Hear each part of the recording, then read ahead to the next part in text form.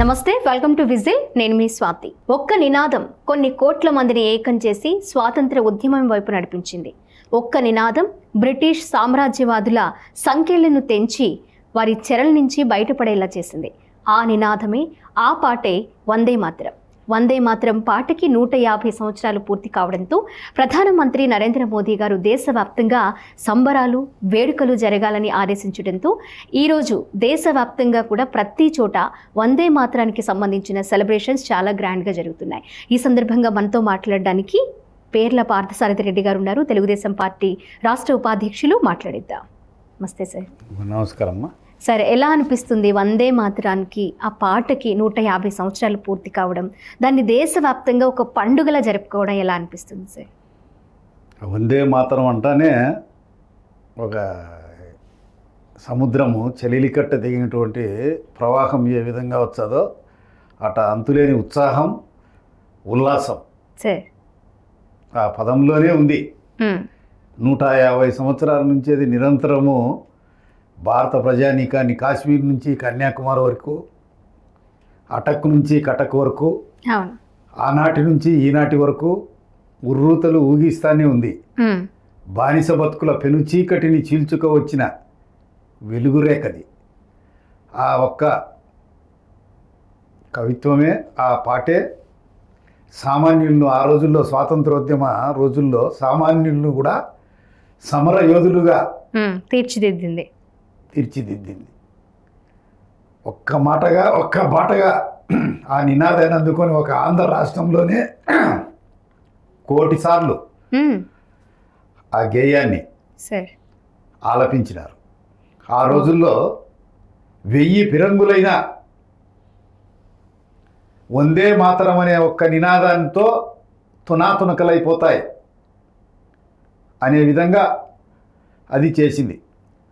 ఎప్పుడో 1875లో ఆయన రాస్తే 1882లో ఆయన వ్రాయబడినటువంటి ఆనందమఠ్ సన్యాసుల స్వాతంత్ర సమర గాథ దాంట్లో ప్రయోగించినారు. అనేక సార్లు పూర్తిగా ఆ గేయాన్ని ఆలపించడం జరిగింది. ఆ కల్పిత పాత్రలైన ఆ పాత్రలన్నీ ఆనందమఠ్లో ఉదాత్తమైనవి, సాహసోపేతమైనవి, త్యాగంతో కూడినటువంటి, దేశం కోసము తమ్ము తాము అర్పించుకునే స్వాతంత్ర సంగ్రామ యోధులు. ఆ ఆనందమఠ్ మొత్తం 14 నావళ్ళు రాసే బకిం చంద్ర చటర్జీ చటోపాధ్యాయ అయితే వాళ్ళకు నోరు తిరక్క బ్రిటిష్ వాళ్ళు చటర్జీగా నామకరణం చేశారు. ఒకటి ఇంగ్లీష్లో రాశాడు. అన్నీ కూడా ప్రఖ్యాతిగాంచిటియే. వాటి అన్నింటిలో కూడా ఈ బకించంద్రుడు రాసినటువంటి వందే మాతర గీతం ఆనందమట్టు దేశాన్నే ఉర్రూతలూగించింది. అఖండమైనటువంటి పేరు ప్రఖ్యాతులు సాధించి పెట్టింది. వందే మాతరం అంటే తల్లి భారతమాత నీకు నమస్కారం. తర్వాత 1937కు ముస్లిమ్స్ ఇబ్బంది పడుతున్నారు అని చెప్పి 4 చరణాలు తీసి 2 చరణాలనే పెట్టడం జరిగింది. అది చాలా బాధాకరం.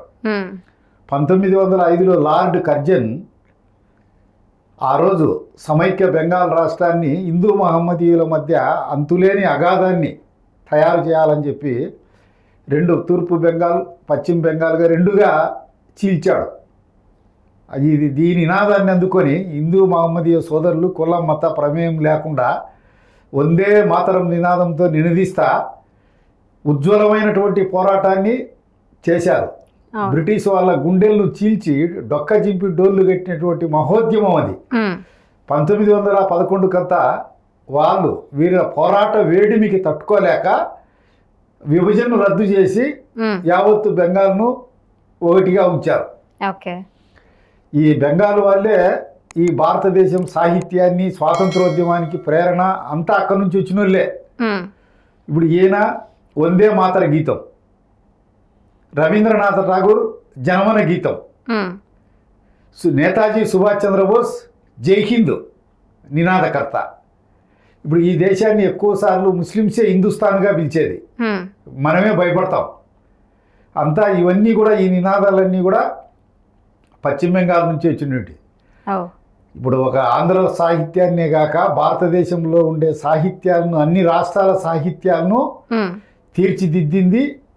అన్ని సాహిత్యాలపైన ఈ వందే మాతర గీతం స్ఫూర్తి అన్నింటిపైన ఉంది. ఇది 150 సంవత్సరాలుగా ఆ రోజు రవి అస్తమించని బ్రిటిష్ సామ్రాజ్యాన్ని కూకటి వేళ్లతో పెకలించి బానిస సంఖ్యలను తుక్కు చేసేదానికి, తునాతునకలు చేసేదానికి ఇది తారక మంత్రమైంది. ప్రతి ఒక్కరి నోటి వెంట బ్రిటిష్ వారు ఈ నినాదం ఇంటానే గుండె పగిలి అదిరేవాళ్ళు. ఈ నినాదం ఆలపించినారంటే పసిపిల్లల నుంచి ఆ బాల గోపాలం వరకు వాళ్ళని వెంటనే జైల్లో పెట్టి శిక్షించేవారు. శిక్షించే కొద్దీ గోడగొట్టిన బంతిలా ఈ పోరాటం మరీ మరీ మరీ ఉధృతమై 1947 నాటికి వాళ్ళను 10,000 కిలోమీటర్లు తరిమి కొట్టే వరకు పనిచేసింది. మళ్ళా కొందరు ప్రబుద్ధులు ఇవి మతానికి సంబంధించి ఉండాయని చెప్పి 4 చరణాలు తీయడం బాధాకరం. ఈ రోజు కూడా పూర్తి 6 చరణాలతో పాట గేయం RSS వాళ్ళు ఆలపిస్తారు పూర్తి. ఈ సంవత్సరం అంతా కళాశాలలో, కాలేజీల్లో ఎక్కడ చూసినా సభలు, సమావేశాలు ఈ వందే మాతరం ఘోష వినపడాలనేది మంచిది.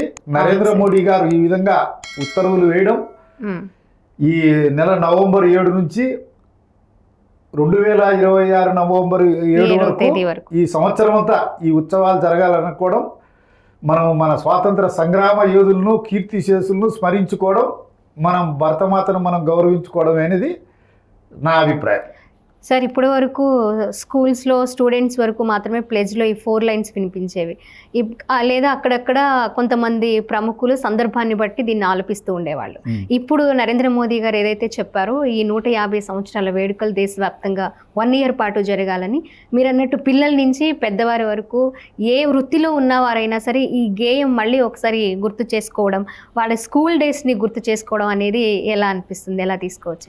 నిరంతరము ఇది ఒక నిప్పు కణిక, నిరంతరం మనలో చైతన్య జ్వాల నిరంతరాయంగా రగిలిస్తూనే ఉంటుంది.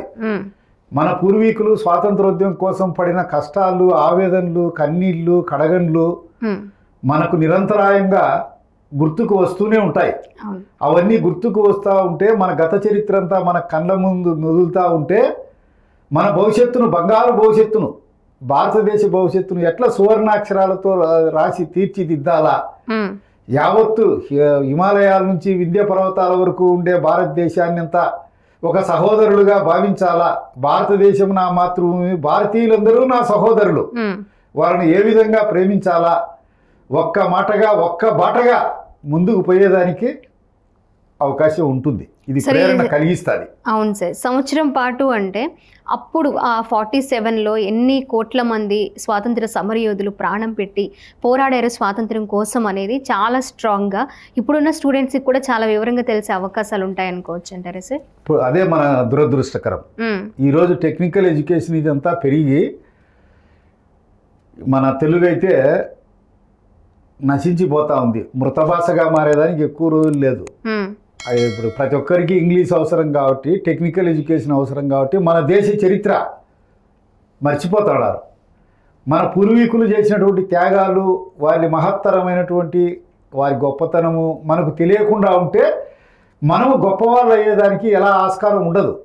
కాబట్టి ఇలాంటి మహత్తరమైనటువంటి విషయాలన్నీ మీ ద్వారా, విజిల్ ద్వారా చెప్పుకునేదానికి నాకు ఈ అవకాశం కలిగినందుకు నేను చాలా అదృష్టవంతుణ్ణి. ఇది నాకు పూర్వజన్మ సుకృతము అని నేను భావిస్తాడా. ఇలాంటి అవకాశాలు మళ్ళీ మళ్ళీ రావాలని కోరుకుంటాడా. Thank you sir. అలాగే సార్, ఈ 150 సంవత్సరాల వేడుకల్లో కొన్ని కాయిన్స్ అలాగే నోట్స్ కూడా రిలీజ్ చేస్తున్నారు వందే మాతరం సంబంధించి అని వినిపిస్తుంది. అది కరెక్టేనా సార్? కరెక్టేమ్మా. కాయిన్ విడుదల చేస్తున్నారు. ఓకే. మీ నోటీసులో ఉంటుంది వందే మాతరం రామచంద్రరావు అని. రామచంద్రరావు ఎక్కువ ఆలపించి వందే మాతరం గేయానికని ఒక ఆయన ఇంటి పేరు కాదది. వందే మాతరం రామచంద్రరావు అని ఇప్పుడు తెలంగాణలో ఉన్నాడు ఆయన. మరి చెన్నారెడ్డి పైన కూడా ఒకసారి పోటీ చేసి ఆయన ఎలక్షన్ కూడా డిస్క్వాలిఫై చేయించినాడు. ఆయన ఇంటి పేరుగా మారిపోయింది. ఒరిజినల్ ఇంటి పేరు వేరే, వందే మాతరం రామచంద్రరావు అని. ఇప్పటికి కూడా వందే మాతరం అంటే అల్లూరి సీతారామరాజు చివరిలో ఆయన బ్రిటిష్ వాళ్ళు కాల్చేటప్పుడు కూడా అవును సార్, వందే మాతరం అని ఆలపిస్తానే తుపాకీ గుళ్ళు పేల్చినా కూడా ఆ నినాదం ఆలపిస్తానే ప్రాణాలు వదిలినాడు. అజాది చంద్రశేఖర్ కూడా సార్ మన స్కూల్ డేస్ అవన్నీ పక్కన పెడితే వందే మాతరం అని మన నోటి నుంచి రాగానే లేదా ఆ పాట విన్నా కూడా బాడీ అంతా గూస్ బంప్స్ వచ్చేస్తూ ఉంటాయి. ఆ దేశభక్తిని పాటలో మనము ఒకసారి నెమరు వేసుకుంటున్నప్పుడు ఆ త్యాగదనుల్ని స్మరించుకోవడంతో పాటు ఆ గేయం యొక్క ఆ గీతం యొక్క గొప్పదనాన్ని మనం ఎప్పుడూ స్మరించుకుంటూ ఉండాలనిపిస్తూ ఉంటుంది sir. Yes, you are correct మా. 1000 పిరంగులు ఎక్కువ పెట్టా, మన గుండెలను 1000 పిరంగులతో చీల్చి బద్దలు చేసిన ఎదుర్కోగలమనే మనోధైర్యం, ఆత్మస్థైర్యం, సింహ గర్జన లాంటి పరాక్రమం ఆ గీతం ఇస్తుంది. ఆ గీతం ఒక్కటి పాడితే వందే మాతరం అంటానే ఎక్కడ లేని ధైర్యస్థైర్యాలు పిరికివానికి కూడా వచ్చేస్తాయి. దాంట్లోనే ఉంది ఆ మహానుభావుడు. ఇప్పటికి కూడా సైనికులు దేశం కోసం ఎంతో మంది ఆ వందే మాత్రం అనే పాట పాడుతూనే మన దేశాన్ని రక్షిస్తూ ఉన్నారు సార్. మనకి మన సైనికులందరూ కూడా రక్షించడము, తృణప్రాయంగా అవసరమైతే ప్రాణాలు కూడా ఇచ్చేసేయడము, అర్పించడము ఈ దేశం కోసం మహానుభావులంతా ఆ గేయం ఆధారంగానే ఫ్యామిలీని వదులుకొని, పిల్లల్ని వదులుకొని, ఫ్యూచర్ వదులుకొని దేశం కోసం పనిచేసే వాళ్ళకి నిజంగా మనము ఎప్పటికీ రుణపడి ఉండాలి సార్. ఎప్పటికీ రుణపడి ఉండాలా. వాళ్ళు ఉన్నంత వరకే మనం క్షేమంగా ఉంటాం. శత్రువు మూకలను, అంతర్గత శత్రువులను, ఉగ్రవాదులను చీల్చి చెండాడే వాళ్లకు ఇది ఎప్పటికీ సమర నినాదమే, ఎప్పటికీ ఇది తారక మంత్రమే, ఎప్పటికీ ఇది సంకల్ప బలమే, ఎప్పటికీ ఇది ఆత్మ బలమే. ఈ దీంతోనే మన వాళ్ళు బ్రిటిష్ వాళ్ళను గజ వణికిచ్చినారు. ఇప్పుడు కూడా మనము ఆ నినాదంతో ముందుకు పోతే అలాంటి సైనికులను ఎంతో మందిని తయారు చేయొచ్చు. ఈనాటి బాలలే రేపటి పౌరులు అన్నారు. పిల్లలకు కూడా దీని చరిత్ర ఏమిటి అనేది క్షుణ్ణంగా తెలియజెప్పే ప్రయత్నం చేస్తే మంచిది.